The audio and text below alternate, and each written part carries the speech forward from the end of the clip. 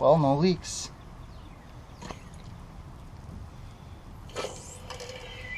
Yes. Victory. No. Well, to be continued, I guess. So yesterday when I spent all day running up and down the stairs, turning on and off the water and replacing the washers on that thing, one tiny little washer fell out and went right down there. And I thought, I'm replacing the rest of the washers, right? If you saw the video, I'll put a link to it. It was a total fail. So, cross your fingers. We found the washer. We're going to put it on, slap it back in that faucet, and hopefully not go spend another 20 bucks at the hardware store. That was it. Spray it. Spray it.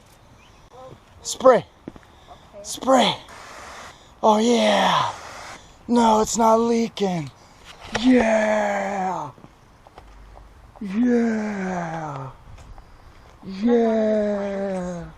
Yeah, come here, son. Yeah. Yeah. Oh, oh, oh. Yeah.